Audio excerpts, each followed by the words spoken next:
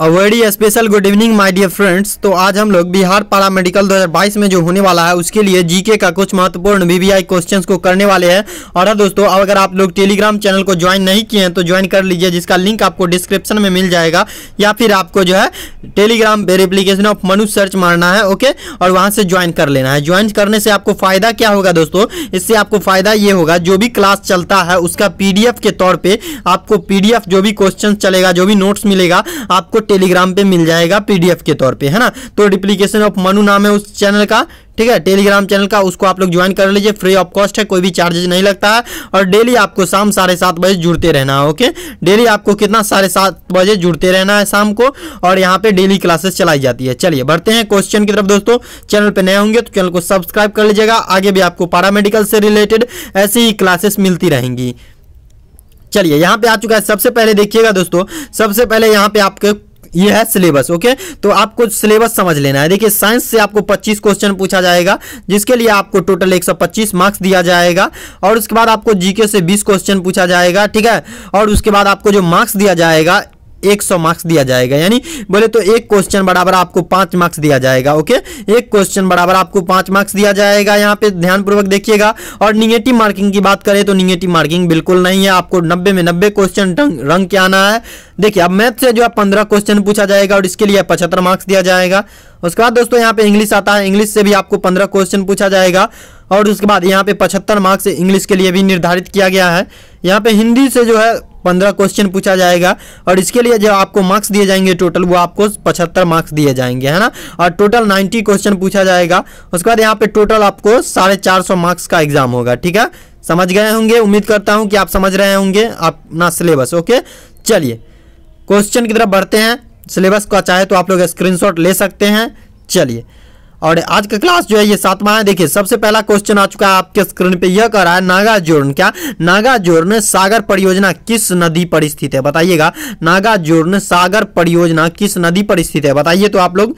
नर्मदा नदी, ए में कह रहा है नर्मदा, बी में कह रहा है सतलज, और सी में कह रहा है कृष्णा, डी में कह रहा है चंबल नदी। बताइएगा नागार्जुन बांध जो है ये कहाँ पे स्थित है? तो डियर फ्रेंड्स, ये जो आपको स्थित है, तो दोस्तों यहाँ पे नागार्जुन बांध, नागार्जुन परियोजना किस नदी पर स्थित है? तो दोस्तों इसका राइट आंसर आप लोग अगर टिक कर रहे हैं कि कृष्णा नदी पे स्थित है, नागार्जुन सागर परियोजना जो है किस नदी पे स्थित है, तो इसका राइट आंसर क्या हो जाएगा? कृष्णा नदी, ओके। जो भी लोग कृष्णा नदी को टिक कर रहे हैं उन सभी का बिल्कुल राइट है दोस्तों। चलिए, एक क्वेश्चन के लिए आपको 5 मार्क्स दिया जाता है, ठीक है, ध्यान रखिएगा, एक भी क्वेश्चन आपको गलती ना हो। चलिए बढ़ते हैं अगला क्वेश्चन की तरफ दोस्तों। चलिए, है ना, आप लोग सही टिक कर रहे हैं। चलिए, इसी तरीके से आपको डेली 7:30 बजे जुड़ना है। यहाँ पे अगला क्वेश्चन आ रहा है सलाल, क्या सलाल परियोजना किस नदी पर स्थित है? बताइए तो, उसी से रिलेटेड क्वेश्चन है। कह रहा है सलाल परियोजना जो है वो किस नदी पे स्थित है? बताइएगा, है ना। तो किस नदी पे स्थित है सलाल परियोजना? तो ये जो आपको स्थित है दोस्तों, ये आपको कहाँ, ए में कह रहा है चिनाव नदी पे, है ना, चिनाव नदी, बी में कह रहा है रावी नदी, सी में कह रहा है सतलज नदी, और डी में कह रहा है झेलम नदी। बताइए तो इसका राइट आंसर क्या हो जाएगा? तो इसका राइट आंसर क्या हो जाएगा डियर फ्रेंड्स? तो इसका राइट आंसर हो जाएगा चिनाव नदी। कौन सा? चिनाव नदी पे। क्या चिनाव नदी पे जो सलाल परियोजना बांध परियोजना किस नदी पे स्थित है? तो ये चिनाव नदी पे स्थित है, ठीक है। कौन सा? ए नंबर ऑप्शन अगर आप लोग टिक कर रहे हैं तो बिल्कुल राइट आंसर टिक कर रहे हैं। चलिए बढ़ते हैं आपके अगला क्वेश्चन की तरफ दोस्तों, है ना। आपको डेली 7:30 बजे जुड़ते रहना है, और आप सभी का फॉर्म जो है वो बहुत जल्द रिलीज कर दिया जाएगा, और जैसे ही रिलीज होगा मैं आपको सबसे पहले इन्फॉर्मेशन दूंगा, इसलिए आप जो है चैनल को सब्सक्राइब करके रखिए, है ना। तो चलिए, यहाँ पे कह रहा है गौतम बुद्ध ने अपना प्रथम धार्मिक उपदेश जो है निम्नलिखित में से किस स्थान पर दिया था? बताइएगा, है ना, कि निम्नलिखित स्थान में दिया था, है ना, यानी किस स्थान पे दिया था, यही कह रहा है। ए में कह रहा है बल्लभी, बी में कह रहा है वैशाली, सी में कह रहा है सारनाथ, और डी में कह रहा है राजगिरी। बताइए तो भगवान बुद्ध जो है, गौतम बुद्ध ने अपना प्रथम धार्मिक उपदेश जो है किस स्थान पर दिया था, है ना। तो इसका राइट आंसर आप लोग दीजिएगा। तो ये जो है दोस्तों सारनाथ में अपना प्रथम उपदेश भगवान बुद्ध जो है ये अपना प्रथम उपदेश जो है ये कहां दिए थे? तो सारनाथ में दिए थे, ओके। यानी कि सी नंबर ऑप्शन जो भी लोग टिक कर रहे हैं इसका अधिकतर जवाब राइट ही आ रहा होगा, है ना। तो अधिकतर इसका राइट आंसर आ रहा है। चलिए, अधिकतर लोगों का राइट आंसर आ रहा है। चलिए बढ़ते हैं आपके अगला क्वेश्चन की तरफ। चलिए अगला क्वेश्चन आपसे कह रहा है, ये आपसे क्या कह रहा है देखिएगा, ये आपसे कह रहा है दोस्तों, ये कह रहा है निम्नलिखित में से कौन सा जोड़ा गलत है। बताइए तो कौन सा ऐसा जोड़ा है, कौन सा ऐसा जोड़ा है जो कि गलत है ना। गलत वाले जोड़े को टिक करना है आपको। तो चलिए गलत वाले को टिक कीजिएगा। ए में कह रहा है शाहनामा जो है फिर दोषी है। बी में कह रहा है आईने अकबरी अब्दुल फलज है, ठीक है। सी में गलत है, गलत वाले को टिक करना है। सी में कह रहा है रामचरितमानस जो है वो वाल्मीकि के द्वारा लिखा गया था। डी में कह रहा है कामयानी जो है जयशंकर प्रसाद के द्वारा लिखा गया था। तो ये गलत वाले ऑप्शन को टिक करना है, गलत वाले जोड़ा को टिक करना है ना। तो देखिएगा गलत जोड़ा जो है रामचरितमानस कौन लिखे थे, तो ये वाल्मीकि नहीं लिखे थे। ओके, यहाँ पे जो है गलती जोड़ा है वो आपको गलत जोड़ा है, वाल्मीकि जो है रामचरितमानस नहीं लिखे थे, ठीक है। तो चलिए अगला क्वेश्चन की तरफ बढ़ते हैं। यहाँ पे जो भी लोग सी नंबर ऑप्शन टिक कर रहे हैं उन सभी का बिल्कुल राइट है। चलिए बढ़ते हैं अगला क्वेश्चन की तरफ दोस्तों। चलिए और अगला क्वेश्चन आ चुका है और ये आपसे कह रहा है, ये आपसे क्या कह रहा है देखिएगा, सॉरी ये आपसे जो कह रहा है दोस्तों, ये आपसे क्या कह रहा है देखिएगा दोस्तों, ये आपको कह रहा है क्या कह रहा है, ये आपसे कह रहा है निम्नलिखित राज्यों में से किस राज्य का अधिग्रहण लॉर्ड डलहौजी के द्वारा लैप्स की नीति के अंतर्गत नहीं किया गया था। बताइएगा किसके लैप्स की नीति के अंतर्गत नहीं किया गया था। लॉर्ड डलहौजी जो है, लॉर्ड डलहौजी के द्वारा लैप्स की नीति के अंतर्गत नहीं किया गया था। बताइएगा है ना, राज्यों में से किस राज्य का अधिग्रहण जो है लॉर्ड डलहौजी के द्वारा लैप्स की नीति के अंतर्गत नहीं किया गया था। बताइएगा है ना। ए में कह रहा है नागपुर, बी में कह रहा है संबलपुर, सी में कह रहा है उदयपुर और डी में कह रहा है दिल्ली। बताइए तो कौन से राज्य है ऐसा, तो इसका राइट आंसर हो जाएगा दिल्ली। ओके, तो इसका राइट आंसर जो भी लोग कह रहे हैं दिल्ली हो जाएगा, उन सभी का बिल्कुल राइट है। चलिए यहाँ पे डी नंबर ऑप्शन जो भी लोग टिक कर रहे हैं उन सभी का 100% राइट है दोस्तों। चलिए बढ़ते हैं आपके अगला क्वेश्चन की तरफ है ना। चलिए अगला क्वेश्चन आ चुका है, ये आपसे कह रहा है अंग्रेजी, क्या कह रहा है अंग्रेजी है ना, अंग्रेजों ने अपना पहला व्यापारिक केंद्र कहाँ पे स्थापित किया था। बताइएगा अंग्रेज जो आए थे इंडिया में वो पहला व्यापारिक जहाँ पे व्यापार करते थे वो केंद्र जो है कहाँ पे स्थापित किए थे, है ना। व्यापारिक केंद्र कहाँ पे स्थापित किया गया था बताइएगा। ए में कह रहा है बंबई में, बी में कह रहा है कोलकाता में, सी में कह रहा है सूरत में और डी में कह रहा है चेन्नई में है ना, चेन्नई में है ना। तो यहाँ पे बताइएगा आप लोग, तो इसका राइट आंसर दीजिएगा। तो इसका राइट आंसर जो भी लोग कह रहे हैं कि कपड़ा का कारखाना कहां पे होता है ज्यादा, बताइएगा आप लोग। तो कपड़ा का जो कारखाना था दोस्तों वो आपको सूरत में था, ठीक है। तो अंग्रेजों ने क्या किया, अंग्रेज पहला अपना व्यापारिक केंद्र जो है वो आपको सूरत में ही स्थापित किए थे, है ना। इनकी सूरत में व्यापारिक केंद्र अंग्रेजों के द्वारा खोला गया था, ठीक है। याद रखिएगा आप लोग। चलिए इसका राइट आंसर सी हो गया। जो भी लोग टिक कर रहे हैं सी नंबर ऑप्शन को उन सभी का बिल्कुल राइट है। चलिए बढ़ते हैं अगला क्वेश्चन की तरफ दोस्तों। चलिए अगला क्वेश्चन आ चुका है, ये आपसे कह रहा है, ये आपसे क्या कह रहा है देखिएगा, ये आपसे जो कह रहा है दोस्तों, ये आपसे क्या कह रहा है देखिएगा दोस्तों, ये आपसे कह रहा है किसने क्या कह रहा है, किसने अपना सारा जीवन विधवा पुनर्विवाह के लिए समर्पित कर दिया। विधवा पुनर्विवाह के लिए किसने अपना जीवन जो है पूरा जीवन समर्पित कर दिया। बताइएगा राजा राम मोहन राय, बी में कह रहा है एमडी रनाडे, सी में कह रहा है ईश्वर चंद्र विद्यासागर, डी में कह रहा है एनी बेसेंट, है ना। बताइएगा किसने अपना जीवन जो है, अपना पूरा जीवन जो है विधवा पुनर्विवाह यानी विधवा को पुनः विवाहित किया जाए इस चीज में समर्पित कर दिया अपना पूरा जीवन। बताइएगा कौन ऐसे महापुरुष थे, है ना। तो इसका राइट आंसर आप लोगों को देना है। तो इसका राइट आंसर जो हो जाएगा दोस्तों, ये कौन थे, ये कौन महापुरुष थे, तो ये जो महापुरुष थे दोस्तों ईश्वर चंद्र विद्यासागर जो है अपना पूरा जीवन जो है विधवा पुनर्विवाह में समर्पित कर दिए, है ना। तो यहाँ पे इसका राइट आंसर हो जाएगा सी नंबर ऑप्शन। जो भी लोग कह रहे हैं उन सभी का बिल्कुल राइट आंसर है दोस्तों। चलिए बढ़ते हैं अगला क्वेश्चन की तरफ, है ना। चलिए बढ़ते हैं आपके अगला क्वेश्चन की तरफ दोस्तों। चलिए अगला क्वेश्चन आ चुका है, ये आपसे कह रहा है, ये आपसे क्या कह रहा है महावीर किस राजघराने में पैदा हुए थे। बताइएगा महावीर जी जो थे, महावीर जी वो किस राजघराने में पैदा हुए थे। बताइएगा आप लोग, है ना, किस राजघराने में पैदा हुए थे। ए में कह रहा है शाक्य राजघराने, क्षत्रिय राजघराने, सी में कह रहा है लिच्छवी राजघराना और डी में कह रहा है सतवाहन राजघराना। बताइएगा महावीर जी जो है, महावीर जी किस राजघराने में पैदा हुए थे यानी जन्म लिए थे, है ना। तो इसका राइट आंसर देना है आप लोग को डियर फ्रेंड्स। तो ये जो हो जाएगा इसका राइट आंसर हो जाएगा महावीर जी जो जन्म लिए थे वो आपको क्षत्रिय राजघराने में जन्म लिए थे, यानी कि क्षत्रिय राजघराने में जन्म लिए थे, यानी कि बी नंबर ऑप्शन जो लोग टिक कर रहे हैं उन सभी का बिल्कुल राइट है। चलिए बढ़ते हैं आपके अगला क्वेश्चन की तरफ। चलिए अगला क्वेश्चन आ चुका है। अगला क्वेश्चन कह रहा है, ये आपसे क्या कह रहा है, कौन मुगल साम्राज्य के संस्थापक थे, बताइएगा। कौन जो है मुगल साम्राज्य के संस्थापक कौन थे, बताइएगा। मुगल साम्राज्य के संस्थापक यानी कि इसको बनाने वाला कौन था, बताइएगा। ए में कह रहा है अकबर, बी में कह रहा है हुमायूं, सी में कह रहा है बाबर और डी में कह रहा है अलाउद्दीन खिलजी। तो बताइए तो मुगल साम्राज्य का संस्थापक कौन है, बताइएगा आप लोग, है ना। तो इसका राइट आंसर हो जाएगा, मुगल साम्राज्य का जो संस्थापक था दोस्तों, ये आपको बाबर था। कौन था, बाबर था। ओके, याद रखिएगा आप लोग। चलिए मुगल साम्राज्य का जो संस्थापक था दोस्तों, ये आपको बाबर था। ओके, चलिए बढ़ते हैं अगला क्वेश्चन की तरफ। टोटल 20 क्वेश्चन ही पूछा जाता है, इसलिए हम 20 क्वेश्चन का सीरीज लेकर के आते हैं आप लोग के लिए।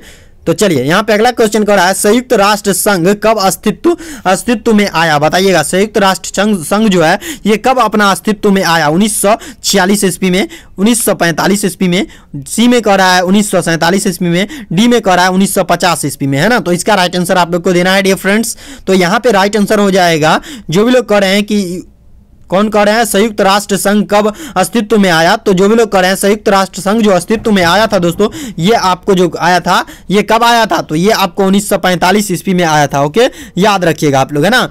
यानी कि बी नंबर ऑप्शन जो भी लोग टिक कर रहे हैं उन सभी का बिल्कुल राइट है।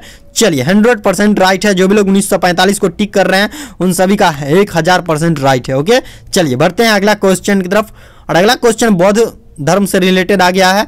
कह रहा है, क्या कह रहा है देखिएगा, गौतम बुद्ध की मृत्यु कहाँ पे हुई थी, बताइएगा। गौतम बुद्ध जो मरे थे, गौतम बुद्ध कहाँ पे मर गए थे, बताइएगा। कौन से जगह था, कौन सा जगह था, बताइएगा। लुम्बिनी, श्रावस्ती में, कुशीनगर में और डी में कह रहा है बोध गया में, बताइएगा। गौतम बुद्ध कहाँ पे मर गए थे, बताइएगा। कहाँ पे उनका मौत हुआ था, कौन से स्थान पे मौत हुआ था, है ना। तो इसका राइट आंसर हो गया दोस्तों, कुशीनगर में इनका मौत हुआ था। कहाँ पे, भगवान गौतम बुद्ध का जो मौत हुआ, भगवान बुद्ध मरे थे, कहाँ पे मरे थे, ये आपको कुशीनगर में मरे थे। ओके, याद रखिएगा आप लोग। चलिए यानी कि सी नंबर ऑप्शन जो भी लोग टिक कर रहे हैं उन सभी का बिल्कुल राइट है। चलिए बढ़ते हैं आपके अगला क्वेश्चन की तरफ। और ये आ चुका है आपके स्क्रीन पे अगला क्वेश्चन।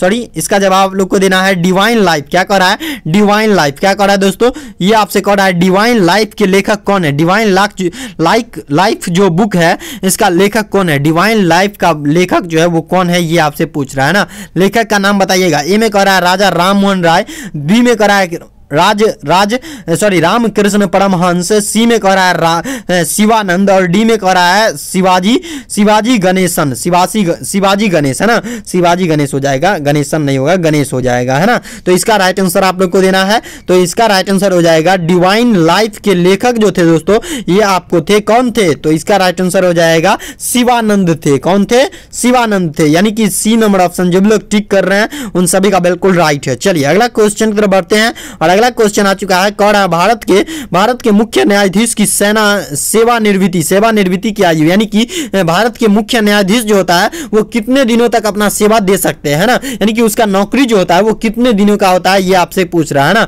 सेवानिवृत्ति यानी कि सेवा कितने दिनों तक दे सकता है, कितने दिनों तक वो सेवा दे सकते हैं। भारत के मुख्य न्यायाधीश का पद जो होता है वो कितने दिनों तक होता है। ए में कह रहा है 55 वर्ष के लिए, हो ना। बी में कह रहा है 58 वर्ष के लिए, सी में कह रहा है 62 वर्ष के लिए और डी में करा इनमें से कोई नहीं। तो इसका राइट आंसर देना है डियर फ्रेंड्स। तो ये जो है ना मुख्य न्यायाधीश का जो सेवानिवृत्ति होता है इसका मतलब कि कोई निश्चित नहीं है, ठीक है। तो इसका राइट आंसर हो जाएगा दोस्तों इनमें से कोई नहीं। ओके, यानी कि इनमें से कोई नहीं हो जाएगा इसका राइट आंसर, है ना। यानी कि इनमें से कोई नहीं, जो भी लोग टिक कर रहे हैं, यानी कि डी नंबर ऑप्शन जो भी लोग टिक कर रहे हैं उन सभी का बिल्कुल राइट है ना, है ना। तो ये कह रहा है भारत के मुख्य न्यायाधीश की सेवानिवृत्ति, यानी कि सेवा में कब वो आ सकते हैं ना। यानी कि सेवा में न्यायाधीश के पद के लिए एलिजिबिलिटी क्या चाहिए ये आपसे पूछ रहा है। तो एलिजिबिलिटी जो है दोस्तों वो है आपको कोई मतलब सीमित आयु नहीं किया गया है ना, बस पढ़ा लिखा होना चाहिए, ठीक है। तो चलिए अगला क्वेश्चन की तरफ बढ़ते हैं। चलिए अगला क्वेश्चन कह रहा है आपसे, क्या कह रहा है, वह गवर्नर जनरल क्या कह रहा है, वह गवर्नर जनरल कौन था जिसने भारतीय शासन के साथ सहायक मैत्री की नीति का निरूपण किया था, बताइएगा। वह ऐसा कौन सा गवर्नर है। गवर्नर पता है कौन होता है, पैसा पे जिनका नाम लिखा होता है, पैसा पे आप लोग देखे होंगे कि फलना गवर्नर का नाम होता है। पैसा को उल्टा के देखिएगा, 500, 1000, 2000, है ना, जो भी आपके पास हो, 10 टकिया, उसमें भी गवर्नर का नाम होता है, आप लोग देख सकते हैं। तो यहाँ पे कह रहा है वह गवर्नर कौन था जिसने भारतीय शासन के साथ सहायक मैत्री की नीति का निरूपण किया था, बताइएगा आप लोग, है ना। तो इसका राइट आंसर ए में कह रहा है वॉरेन हैंसिट गट्स, और बी में करा है लॉर्ड डलहौजी, सी में करा है लॉर्ड वेलेजली, है ना, और डी में करा है लॉर्ड विलियम वेटिंग, है ना। तो बताइएगा इसका राइट आंसर। तो इसका राइट आंसर बताइएगा आप लोग, है ना। तो वह कौन से गवर्नर थे जिन्होंने भारतीय शासन के साथ सहायक मैत्री की नीति का निरूपण किया था। तो इसका राइट आंसर हो जाएगा दोस्तों, यानी कि लॉर्ड बेलेजली। जो भी लोग टिक कर रहे हैं लॉर्ड बेलेजली, जो भी लोग गवर्नर लॉर्ड बेलेजली गवर्नर को जो भी लोग टिक कर रहे हैं उन सभी का बिल्कुल राइट है, यानी कि सी नंबर ऑप्शन जो भी लोग टिक कर रहे हैं उन सभी का बिल्कुल राइट है दोस्तों। चलिए बढ़ते हैं अगला क्वेश्चन की तरफ, और अगला क्वेश्चन आ चुका है, चलिए खुल रहा है दोस्तों, खुल चुका है, ये ला आपके स्क्रीन पे। और ये आपसे क्या कह रहा है, देखिएगा, कह रहा है निम्न घटनाओं में से कौन सबसे पहले घटित हुआ था। बताइएगा सबसे पहले कौन सा घटना घटित हुआ था। ए में कह रहा है रूसी क्रांति, बी में कह रहा है अमेरिकी स्वतंत्रता संग्राम, सी में करा फ्रांसीसी की क्रांति, फ्रांस की क्रांति, है ना, जिसको फ्रांसीसी क्रांति के नाम से भी जाना जाता है। डी में करा भारत का प्रथम स्वतंत्रता संग्राम, सिपाही विद्रोह के नाम से जिसे जाना जाता है ना। तो इसका राइट आंसर आप लोग को देना है। तो इसका राइट आंसर क्या हो जाएगा, निम्नलिखित में से सबसे पहले जो घटना घटी थी दोस्तों वो आपको घटी थी अमेरिकी स्वतंत्रता संग्राम। क्या, अमेरिकी स्वतंत्रता संग्राम क्या हो जाएगा, सबसे पहले घटने वाली घटना जो थी वो आपको थी अमेरिकी स्वतंत्रता संग्राम, यानी कि बी नंबर ऑप्शन जो भी लोग टिक कर रहे हैं उन सभी का बिल्कुल राइट है। चलिए अगला क्वेश्चन की तरफ बढ़ते हैं।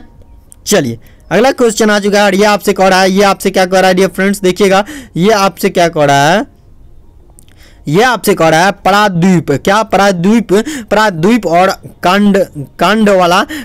कांडला बंदरगाह अवस्थित है। कहाँ पे, प्रायद्वीप और कांडला बंदरगाह जो स्थित है ये कहाँ पे स्थित है, पश्चिमी तट पे। ए में कह रहा है पश्चिमी तट पे, बी में कह रहा है पूर्वी तट पे, सी में कह रहा है क्रमशः पूर्वी एवं पश्चिमी तटों दोनों पर, और डी में कह रहा है क्रमशः पश्चिमी एवं पूर्वी तटों पर, है ना। तो इसका राइट आंसर देना है आप लोग को डियर फ्रेंड्स। तो इसका राइट आंसर क्या हो जाएगा बताइएगा आप लोग, है ना। तो इसका राइट आंसर जो भी लोग कह रहे हैं कि पूर्वी एवं पश्चिमी तटों पर, यानी दोनों तटों पर है, क्रमशः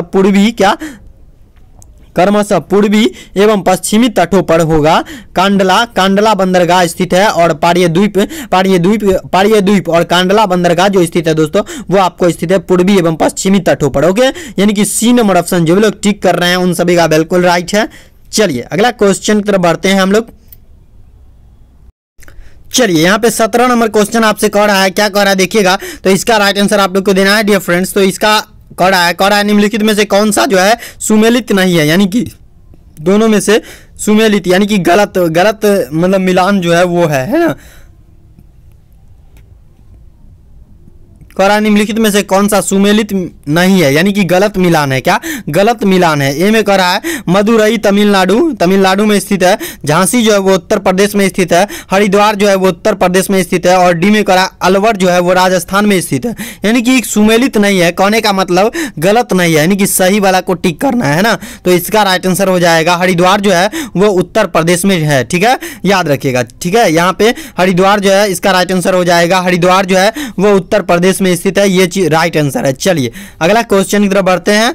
चलिए और लीजिए अगला क्वेश्चन आ चुका है आपके स्क्रीन पे, और ये आपसे क्या कह रहा है देखिएगा। कह रहा है आयोग, क्या कह रहा है, योजना आयोग के वर्तमान अध्यक्ष कौन है बताइएगा, है ना। मोंटेक सिंह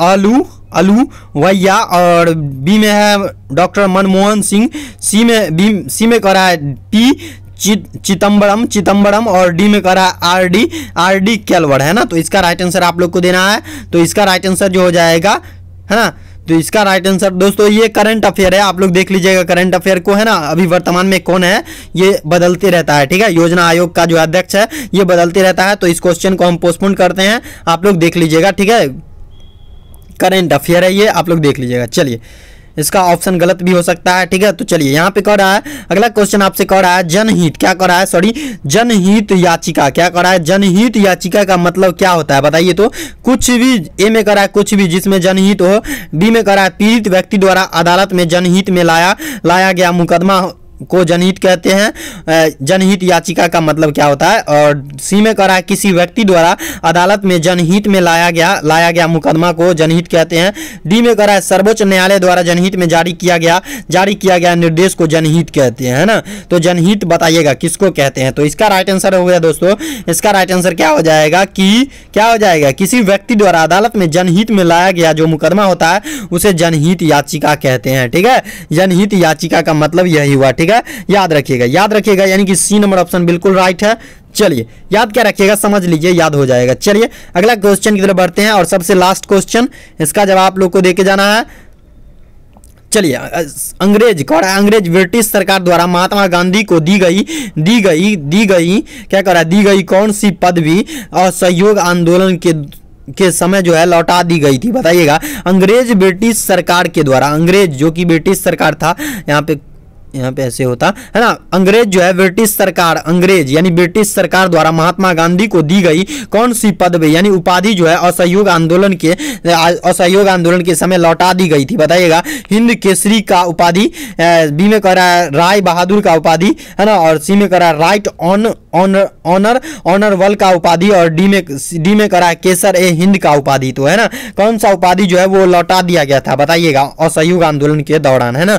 तो ये जो लौटा दिया गया था दोस्तों, ये आपको लौटा दी गई थी केसर ए हिंद की उपाधि जो है ये लौटा दी गई थी असहयोग आंदोलन के दौरान। चलिए दोस्तों आज के लिए इतना ही रखते हैं। तो इसका राइट आंसर जो भी लोग डी नंबर ऑप्शन टिक किया है उन सभी का बिल्कुल राइट है।